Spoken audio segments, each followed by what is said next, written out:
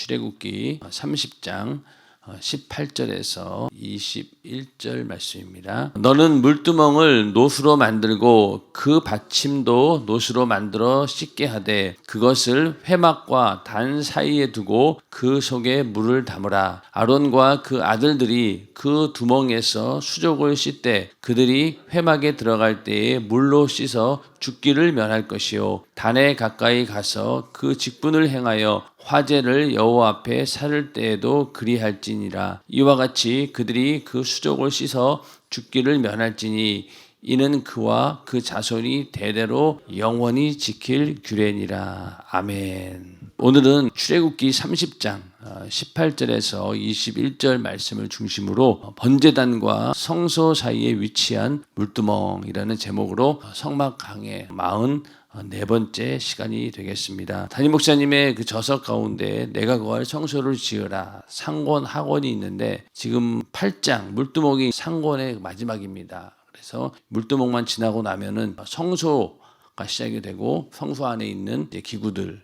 또 지성소까지 들어가게 됩니다. 그래서 이제 반 정도 이게 지나가고 있는데 오늘까지가 성막 뜰에 있는 기구들을 다 공부하게 되는 겁니다. 자, 여기서 물두멍을 하나님께서는 노수로 만들라고 하셨습니다. 그리고 그 받침도 노수로 만들라고 하셨고 그런 다음에 그것을 어디에 두라고 했습니까? 회막과 단 사이에 두고 이 회막은 바로 성소, 지성소가 있는 성소를 말합니다. 그 회막 그리고 단은 무엇입니까? 바로 번제단이죠. 그러니까 번제단하고 회막 사이에다 두고 그 속에 뭘 담으라고 합니까? 물을 담으라고 하죠. 그런데 이 물두멍은 나중에도 말씀을 드리겠지만은 이 사이즈가 정해지지 않았어요. 사이즈가 정해지지 않았습니다. 왜 그러냐면은 우리의 죄가 거의 제한이 없다 보니 또 하나님께서 물두멍은 죄를 씻어준다라고 하는 그런 의미가 있기 때문에 하나님의 은혜는 어떠한 죄도 그 죄가 얼마나 크든지 간에 또 얼마나 크고 그러든 간에 하나님께서는 그 죄를 사해 주실 수 있다. 그렇기 때문에 이 물두멍은 크기가 제한당하지 않습니다. 어떠한 죄도 아무리 큰 죄를 할지라도 우리가 예수의 피의 공로로 죄 씻음 받고 죄 사함 받을 수 있다라는 그런 의미가 이 물두멍 속에는 있습니다. 그래서 아론과 그 아들들이 그 두멍에서 수족을 씻되 그들이 회막에 들어갈 때에 물로 씻어 죽기를 면할 것이요. 회막에 들어갈 때 성소 안에 들어갈 때 먼저 물로 씻어야 된다는 겁니다. 그래야지 죽기를 면한다는 겁니다. 잘못하면은 죽을 수 있다. 이 정도로 굉장히 중요한 부분이 바로 이 물두멍이죠. 또 단에 가까이 가서 그 직분을 행하여 화제를 여호와 앞에 살을 때에도 그리할지니라. 그러니까 이 제사를 드릴 때도 그 전에 또 그 후에 가서 손을 씻어야 된다는 겁니다. 그래서 그 화제라고 하는 것은 번제단이 화제죠. 불을 피워서 하나님께 제물을 태워서 올리는 제사가 바로 이 화제입니다. 그래서 화제를 드릴 때 번제단에서 제사를 드릴 때 여호와 앞에 가기 전에 먼저 손을 씻어야 되고 또 제사를 마친 다음에도 이렇게 손을 씻어야 됩니다. 그리고 이와 같이 그들이 그 수족을 씻어 죽기를 면할지니 이는 그와 그 자손이 대대로 영원히 지킬 규례니라. 그래서 이 그 물두멍은 바로 이게 제사장들이 들어가면서 또 손을 씻는 그런 성막의 기구가 되겠습니다. 이 회막문은 뭘로 만들었냐면 노수로 만들었는데 그때 뭘로 만들었냐? 수종드는 여인들의 거울을 가지고 만들었다고 합니다. 지금 같은 거울이 아니죠. 이때는 놋거울이죠. 청동인가요? 청동 거울인가요? 그런 걸로 이렇게 만들어 가지고 반짝반짝 빛나게 해서 얼굴을 비치는 거기 때문에 지금의 거울하고는 좀 다릅니다. 그래서 그 재료를 어디에서 구했느냐? 회막문에서 수종드는 여인들의 거울로 만들었다라고 출애굽기 38장 8절에 이렇게 나와 있습니다. 이렇게 오늘부터 물두멍에 대해서 좀 함께 은혜를 나눠보도록 하겠습니다. 그래서 물두멍에 관해서는 5가지가 있는데 먼저는 번제단과 성소 사이에 위치했다. 그리고 물두멍에다가 물을 채우라. 또 단물과 쓴물을 구별할 분별력. 그리고 치수와 크기에 제한받지 않는 물두멍. 그리고 복음을 담아 전하는 사명을 가진 교회. 이 5가지 주제가 이 물두멍 안에 있는데 오늘은 그 번제단과 성소 사이에 위치한 물두멍이라는 제목으로 함께 은혜를 나누고자 합니다. 자, 하나님께서는 회막 앞에 노수로 만든 물두멍을 두고 항상 물을 채워 제사장이 성소에 들어가기 전에 반드시 씻으라고 하셨습니다. 안 씻으면 어떻게 한다고 그랬어요? 죽는다고 했죠. 그래서 하나님께서 물두멍을 번제단과 회막 사이에 두라고 하신 이유는 제사를 지내기 전이나 또 지낸 후 더러워진 손발을 깨끗이 씻으라는 명령입니다. 당시 제사장은 번제단에서 제사를 지내느라 양, 소, 염소, 비둘기 등 제물을 잡거나 만져서 손에 피가 묻고 비린내가 배며 또 불을 떼서 제물을 태우느라 손과 얼굴에 거름도 묻었을 것입니다. 제사를 지내다 보면은 이렇게 여러 가지 불순물들이 손에도 묻게 되고 또 얼굴에도 묻게 되니까 깨끗이 씻어야 되겠죠. 그래서 항상 손을 씻고 그 성소 안으로 들어가야 된다라는 겁니다. 우리가 그 코로나 때 생각해 보시면은 손 엄청 많이 씻었잖아요. 어디 갈 때나 무조건 손소독제 쓰고 그랬는데 지금 어때요? 지금 집에 손소독제 아마 남아 돌걸요? 그만큼 이제는 무뎌졌다는 얘기고 이 성소에 들어갈 때만큼은 반드시 손을 씻고 들어와야 된다. 자, 그러면 오늘날 우리가 성전 안에 와서 예배 드릴 때는 뭘 해야 되겠어요? 먼저는 내 죄를 깨끗이 씻어야 됩니다. 하나님께서 예수 그리스도의 피의 공로로 우리 인간의 원죄, 아담과 하와로 지은 죄는 이미 그 십자가의 피의 공로로 우리가 죄상을 받았습니다. 그러나 그 이후로 우리는 또 죄를 짓게 되죠. 자범죄라고 해서 매일매일 또 죄를 짓게 됩니다. 그러면 우리가 성전에 들어오기 전에, 예배가 시작되기 전에 우리가 와서 기도하면서 그 기도를 통해서 우리의 죄를 깨끗이 씻고 그러고 찬양하고 예배 드리는 것. 이게 어떻게 보면은 이 성막의 의미를 봤을 때는 맞는 거죠. 우리가 예배하기 오기 전에 먼저 와서 기도하는 것도 바로 그런 의미입니다. 기도를 열심히 해서 이 죄를 깨끗이 씻어내고 그리고 찬양부터 딱 시작하면요. 예배가 다릅니다. 여러분 한번 해보세요. 예배 드리기 전에 한 3시간을 기도하고 그리고 예배를 드려보세요. 그러면은 그 찬송 한 구절 한 구절이 다 은혜가 됩니다. 예전에는 이 찬양을 불렀을 때 크게 은혜 받지 못했는데 기도를 하고 찬양을 부르니까 막 모든 찬양이 그냥 막 살아 움직이면서 은혜가 되는 거예요. 그리고 말씀도 예전에는 그냥 들려오지 않던 말씀들이 막 쏙쏙 들어오게 되고 그리고 그 말씀의 은혜를 받게 됩니다. 우리가 예배하기 전에 기도하는 거 이게 물두멍과 같은 그런 역할을 하는 거죠. 깨끗이 씻고 하나님을 만나러 이게 들어와야 된다는 겁니다. 회막 안에 들어가려면은 몸과 마음이 거룩해야 하는데 더러워진 제사장의 손발로는 회막에 들어갈 수 없으니 물두멍에서 깨끗하게 씻고 들어가라는 것입니다. 번제단은 죄를 범한 자들이 자기가 죽을 대신 짐승을 잡아 각을 떠서 불에 태워 하나님께 제사를 지냄으로써 저주를 모면하는 것입니다. 그래서 이스라엘 백성은 누구라도 번제단에 가까이 갈 수 있었습니다. 그러나 회막, 즉 성소와 지성소에는 제사장 외에는 들어갈 수 없으므로 물두멍은 제사장들을 위한 것입니다. 자, 이 성막은 죄를 진 자들이 그 죄의 문제를 해결하기 위해서 오는 곳입니다. 그렇기 때문에 이 번제단은 이스라엘 백성 누구든지 내가 죄를 지었다. 하나님께 제사를 드려서 이 죄를 용서함 받아야 되겠다라고 하는 자들은 누구든지 이 번제단에 갈 수 있다는 거예요.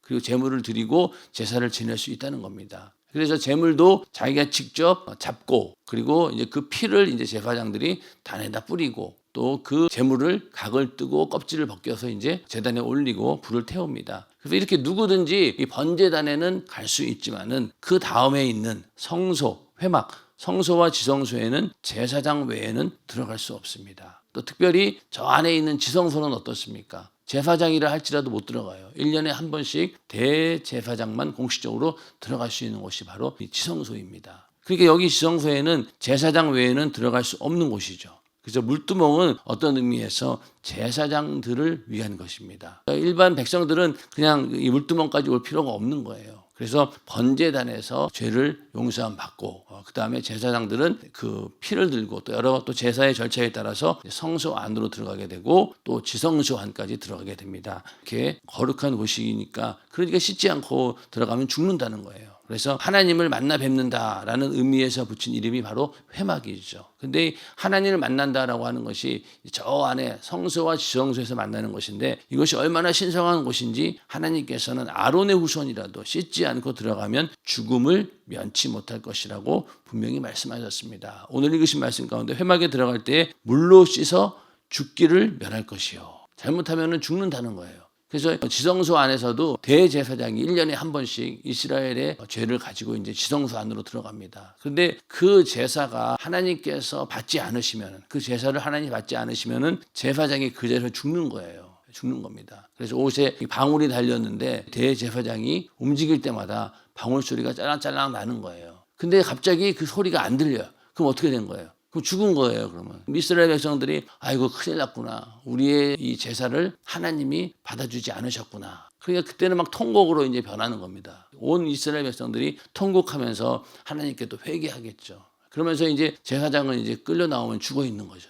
그만큼 이 제사가 하나님을 만나느냐, 하나님께서 그 제사를 받느냐 안 받느냐에 따라 가지고 삶과 죽음이 왔다 갔다 하는 거예요. 근데 사실은 우리가 하나님께 예배 드릴 때 과연 그 정도의 비장한 각오를 가지고 예배를 드리냐라는 걸 한번 생각해 볼 필요가 있어요. 정말로 만약에 이 지성소에서 손을 제대로 씻지 않아 가지고 그 자리에서 즉사한다라고 하면은 오늘날 우리도 내가 죄를 가진 채 만약에 하나님께 예배를 드렸어요. 그러면은 내 죄가 깨끗이 씻어지지 않은 상태에서 예배를 드렸다라고 하면은 그 예배를 하나님이 받지 않으셨다. 그러면 우리도 구약 시대였으면 벌써 죽었다는 거죠. 그러면 아마 여기 살아남은 자들이 몇 명 없을 거예요. 교회 부흥이 정말 어려웠을 것 같아요. 왜냐하면 열심히 와서 이제 막 이렇게 예배 드렸는데 실패, 갑자기 죽어버린 거예요. 그러니까 얼마나 참 사람들이 계속 줄어들면 줄어들었지 늘지는 않는 거죠. 그만큼 무섭다는 거예요. 근데 오늘 하나님께서는 우리에게 은혜를 주셔서 그런 상황이 아니라 나중에 그 죄에 대해서는 우리가 심판을 받게 된다는 겁니다. 그러나 지금 이 자리에서는 우리에게 기회를 주시는 겁니다. 그래서 우리는 이러한 하나님 말씀을 알고 있기 때문에 우리가 예배하기 전에 성전에 들어오기 전에 또 들어와서라도 예배가 시작되기 전에 죄를 깨끗이 씻고 그렇게 해서 거룩한 심령을 가지고 주님을 만나야 됩니다. 그런 예배가 되기를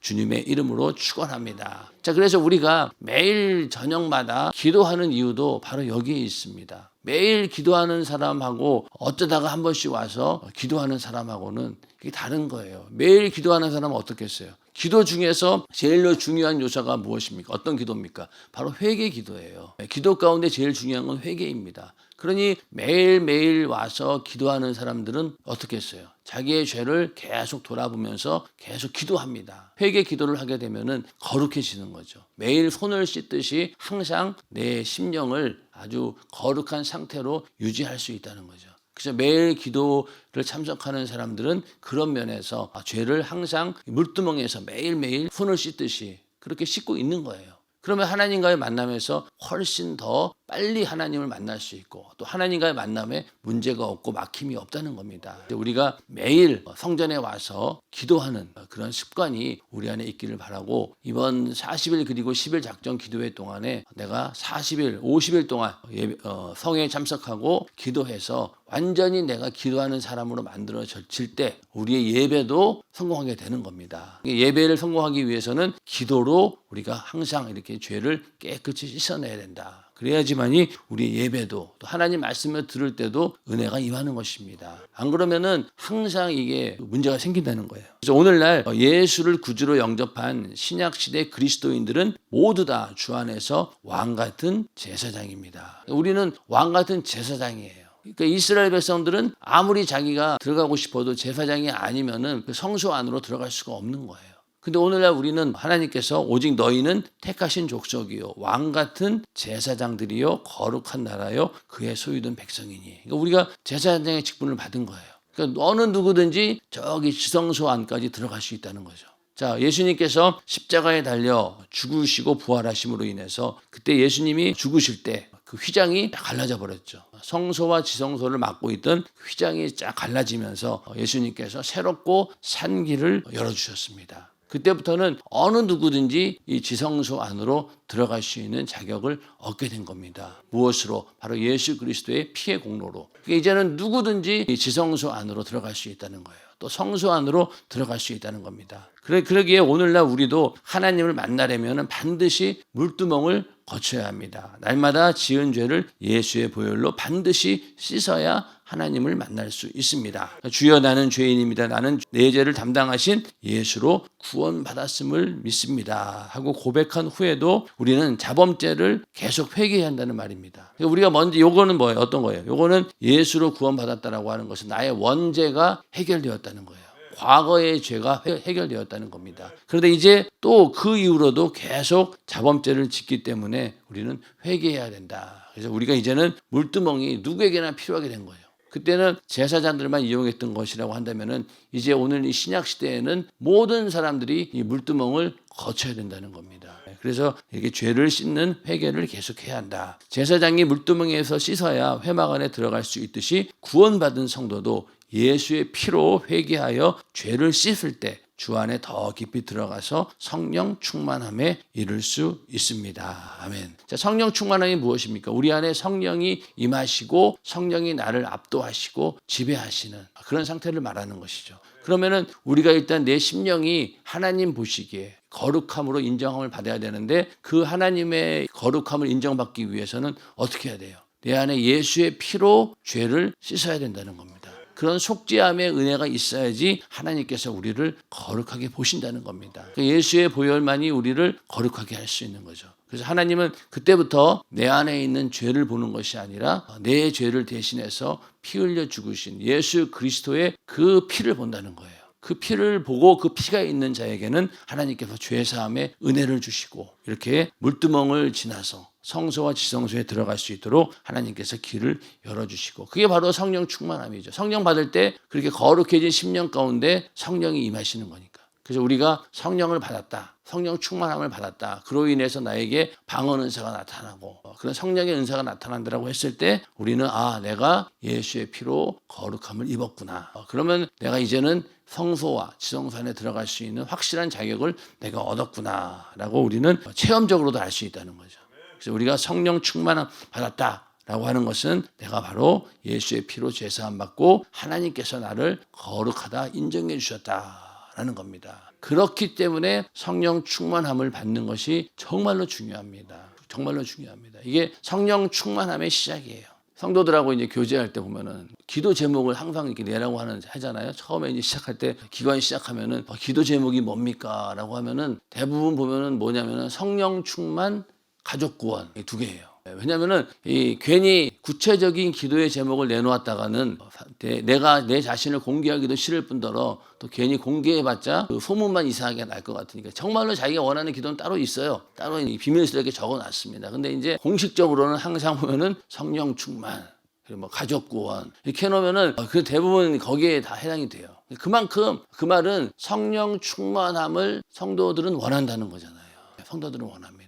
그런데 성령 충만에 대한 의미를 잘 이해해 주지는 않아요.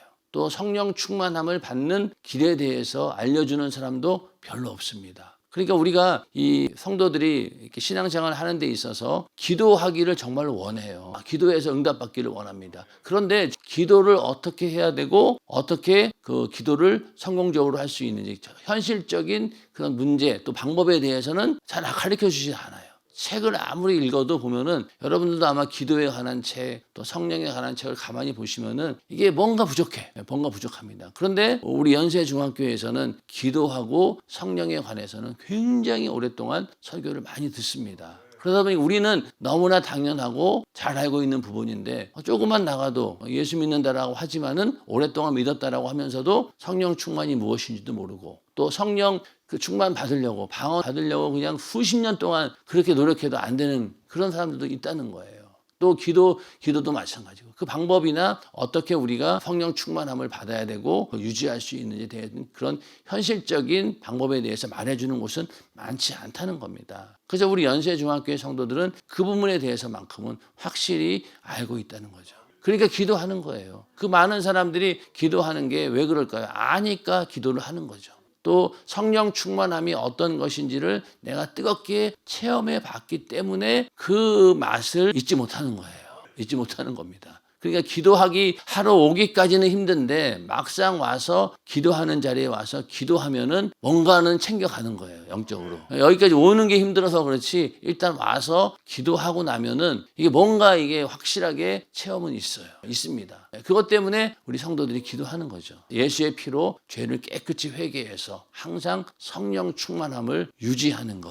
이게 이 마지막 시대에 신부의 믿음을 갖는 제일 첫 번째 조건이 되는 겁니다. 이것만 되면은 육신의 소욕과 정욕도 이길 수 있고 또 불가능한 문제도 우리가 기도해서 응답받을 수 있고 또 내 안에 있는 모든 잡생각들 이런 것들도 성령 충만할 때만이 이길 수 있다는 겁니다. 또 악한 마귀 역사도 계속 우리를 환경 가운데 이런저런 시험을 받게 만들고 또 우리의 신앙생활을 계속 방해하지 않습니까? 그것도 이겨낼 수 있는 방법도 오직 기도해서 성령 충만함 밖에 없다는 거예요. 그래서 그러기 전에 우리는 먼저 죄를 깨끗이 씻어내야 된다라는 그런 의미입니다. 우리 안에 항상 이런 회개를 통한 죄사함의 은혜 가운데 성령 충만한 그런 삶이 있기를 주님의 이름으로 축원합니다. 그래서 하나님 나라는 죄를 씻지 않고는 들어갈 수 없습니다. 하나님의 말씀과 예수의 피공로로 자기를 날마다 정결케 씻지 않으면 하나님께 갈 수도 없고 성령 충만함에도 이룰 수 없으며 주를 위해 충성할 수도 없습니다. 하나님은 거룩하신 분위기에 하나님께 나아가는 자도 그만큼 거룩함을 지녀야 합니다. 그래서 하나님 말씀을 통해서 우리가 죄를 깨닫게 되죠.